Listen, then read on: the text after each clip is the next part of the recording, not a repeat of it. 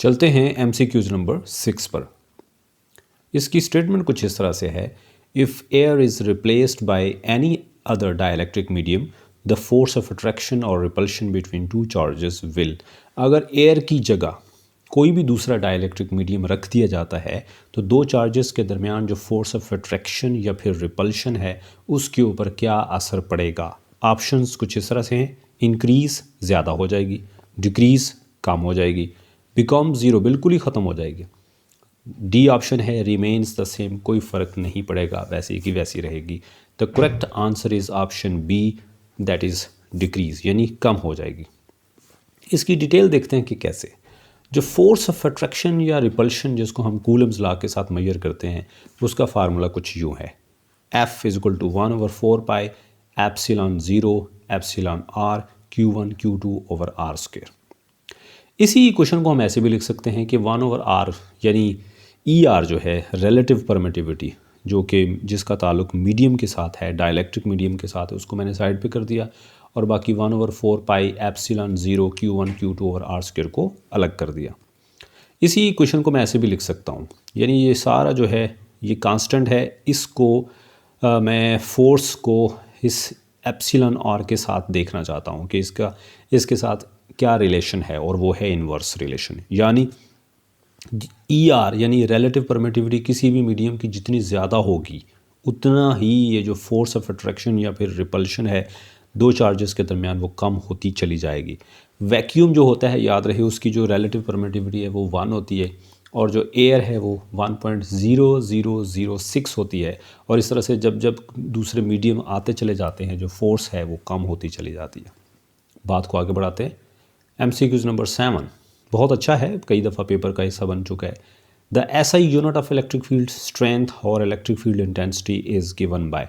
Electric field strength जिसको हम electric field intensity भी कहते हैं, उसका जो SI यूनिट है वो क्या होता है। ऑप्शंस हैं न्यूटन मीटर, न्यूटन पर मीटर, न्यूटन कूलम या फिर न्यूटन पर coulomb. The correct answer is option D, that is Newton पर कूलम। इसकी डिटेल देख लेते हैं।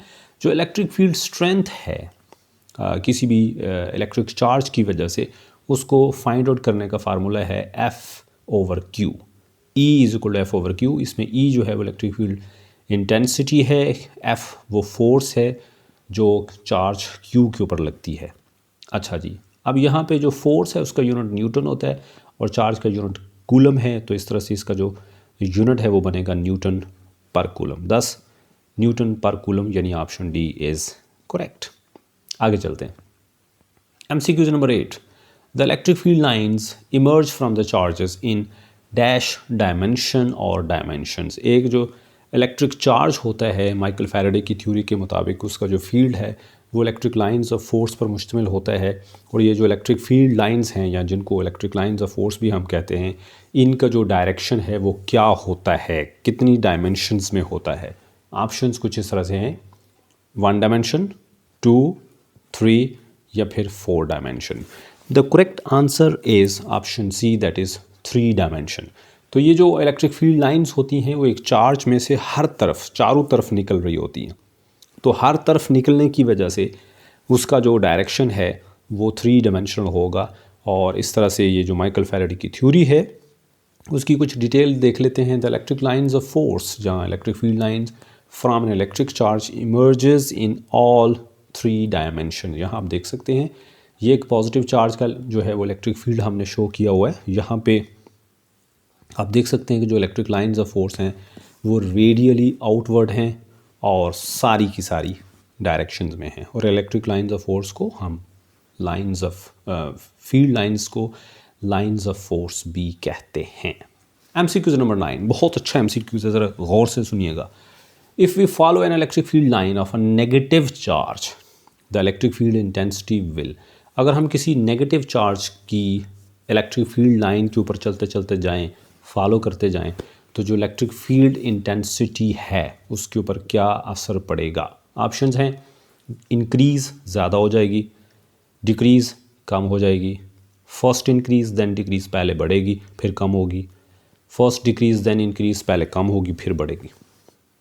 The correct answer is option A, that is increase, कैसे इंक्रीज़ होगी ज़रा देखते हैं। जो इलेक्ट्रिक फील्ड लाइंस होती हैं किसी भी नेगेटिव चार्ज की वजह से वो रेडियली इनवर्ड होती हैं, यानी अंदर की तरफ होती हैं। जैसा कि ये एक नेगेटिव चार्ज है, इसकी जो फील्ड लाइंस हैं वो रेडियली इनवर्ड हैं, और अगर इनमें से किसी एक लाइन को हम फॉलो करते जाएं तो इसका मतलब है हम चार्ज के करीब हो रहे हैं, और चार्ज के करीब होते जाएंगे तो इलेक्ट्रिक फील्ड इंटेंसिटी पे क्या असर पड़ेगा ज़रा देखते हैं।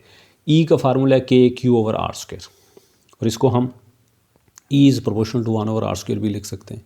इसका मतलब है जो फील्ड इंटेंसिटी है वो इंक्रीज़ होगी upon increasing the upon decreasing the value of R, तो it will increase as it varies inversely with the square of the distance।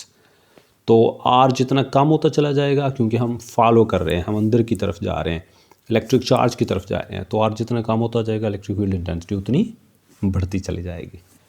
चलते हैं नेक्स्ट MCQs पे। A special dry powder used in xerography the copying process is called. एक ख़ास किस्म का special dry powder है जो ज़ीरोग्राफी में यूज़ होता है, फ़ोटोकॉपिंग मशीन में यूज़ होता है, और ज़ीरोग्राफी का मतलब होता है कॉपिंग प्रोसेस। उस स्पेशल ड्राई पाउडर को क्या कहते हैं?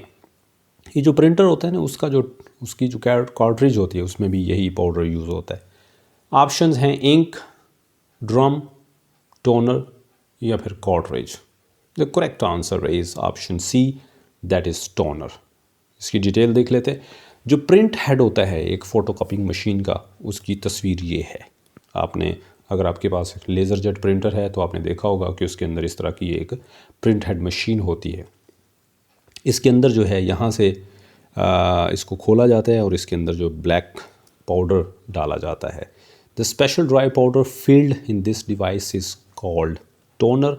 और याद रहे कि जो टोनर है उसके ऊपर नेगेटिव चार्ज होता है, और the negative charge attracts towards the positive charge image on the drum. Drum के ऊपर जो पॉजिटिव चार्ज इमेज बनती है, टोनर का जो नेगेटिव चार्ज है वो उस तरफ खींचा चला जाता है, और इस तरह से जो चार्ज इमेज होती है ड्रम के ऊपर वो पाउडर इमेज में कन्वर्ट हो जाती है, और फिर वो पेज पे कन्वर्ट होती है, और फिर पेज जो है वो हीटेड रोलर्स में से गुजरता है, और वो जो इमेज है वो बिल्कुल उसके ऊपर परमानेंट हो जाती है। उसकी जो स्याही है मेल्ट होकर बिल्कुल उसके साथ स्टिक हो जाती है।